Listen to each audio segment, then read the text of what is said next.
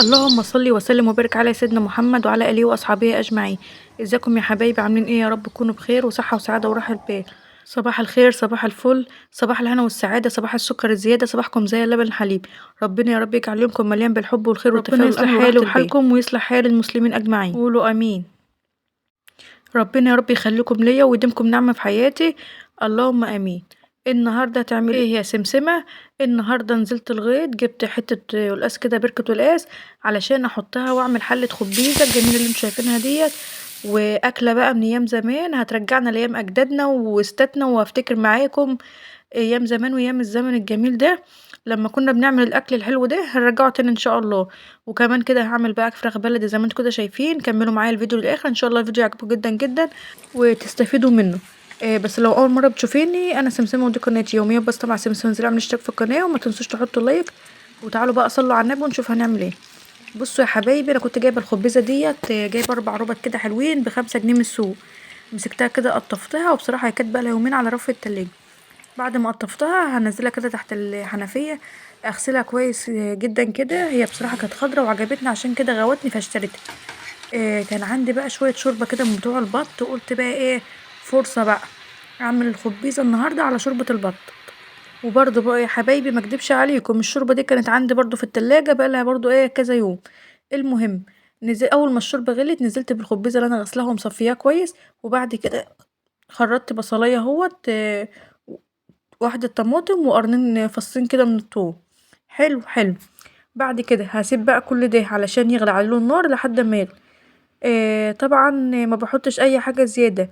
في ناس بتعملها بالفريك، وفي ناس بتعملها بالسلق، وفي ناس بتحط لها رز، وفي ناس بتحط لها طبعا كل الاضافات ديت. انا بحط لهاش زيادة عن الطماطمايه والبصلايه اللهم صل على النبي وفصين التوم، علشان احس بطعم الخبيزه دي وانت بتاكليها.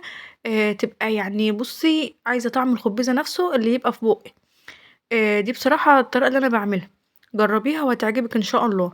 وبعد كده بقى نزلت الغيط، جبت القلقاسه ديت، بركه القلقاسه دي. انا بحب بصراحه لما اجي اعمل خبيزه بسقط فيها القلقاس. طبعا همسكها دلوقتي بقى اقشرها واشيل الفم الحته الطويله ديت، واقشرها واخرطها بقى ايه شرائح تخينه شويه زي ما انتوا كده شايفين علشان تستحمل السوى.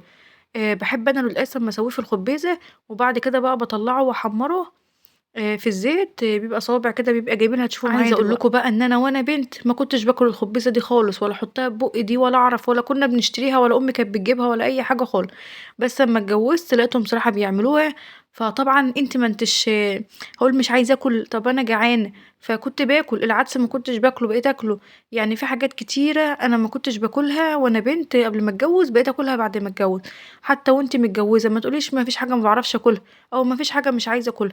لأ، أصل أنا أسمع دلوقتي للبنات اللي داخلين اليومين دول، اللي تقول لهم لأ أنا باكلش إلا البانيه، واللي تقول لهم أصل أنا ما باكلش إلا الزنجر، واللي تقول لهم أنا مش عارفة ما باكلش إلا الهمبرجر. لأ يا حبيبتي، كلي أي حاجة تتحط قدامك دلوقتي في الغلا اللي احنا فيه ده.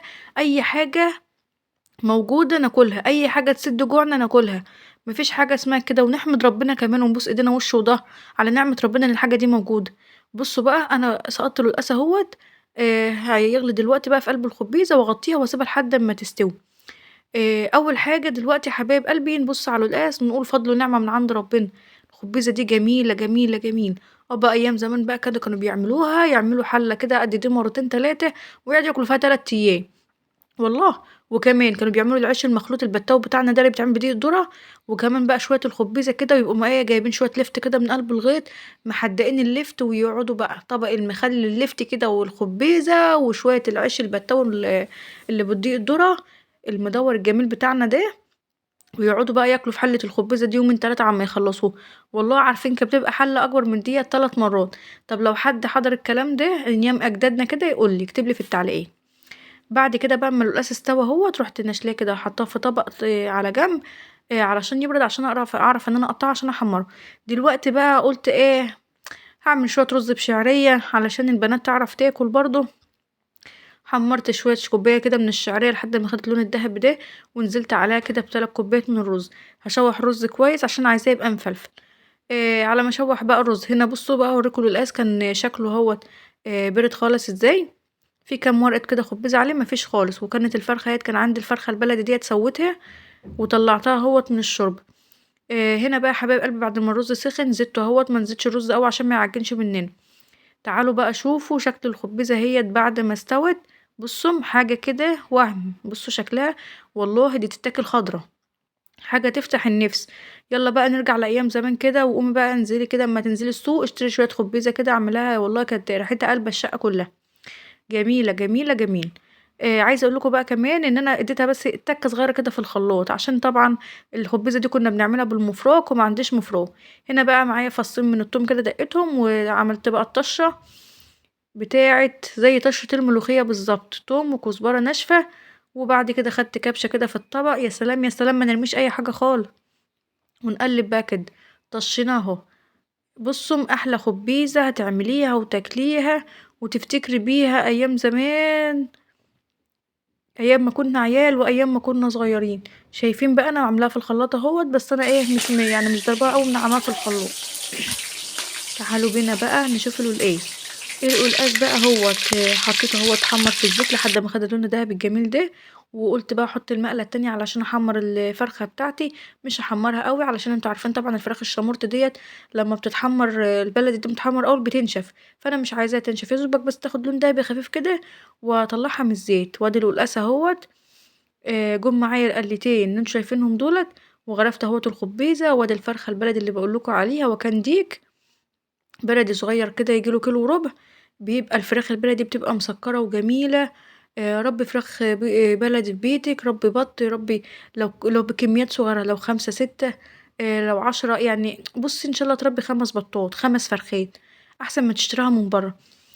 شوفي انا عارفة ان العلف غالي وكل حاجة غالية، بس طبعا الحاجة لما تربيها انت في بيتك بتبقى طعمها حاجة تانية خالص. وطبعا كل اللي عارف الفراخ البلد وطعمها هتبقى عارف ان الفراخ الشامورت ديت ليها طعم تاني خالص. لا تقولي فراخ بيضة بقى ولا بط ولا اي حاجة، حاجة كده في منتهى الجمال. وغرفت الرز اهوت كمان، واحلى غدا واحلى حلة خبيزة واحلى شوية قلقاس جايين من قلب الغيط والريف وجماله. وتعالوا اتغدوا معانا بألف هنا وشفا على قلوبكم يا رب. أكلة حلوة، أكلة جميلة، أكلة من أيام زمان. وإن شاء الله نفسي برضو أعمل البصارة دي كانت حلوة برضو، يمكن ما اكلتهاش وأنا بنت. وكمان بقى المبروم اللي هو الكسكس اللي بيسموه هنا عندنا المبروم. أحلى غدا بألف هنا وشفا. يا رب تكونوا استفدتوا من الفيديو بأي حاجة. أشوفكم إن شاء الله في فيديو جديد، وما تنسوش تنزلوا تحت تعملوا اشتراك في القناة وتحطوا لايك للفيديو الجميل ده والأكلة الحلوة ديت. ويا رب يصلح حالي وحالكم وحال المسلمين كلهم. واشوفكم على خير، والسلام عليكم ورحمة الله.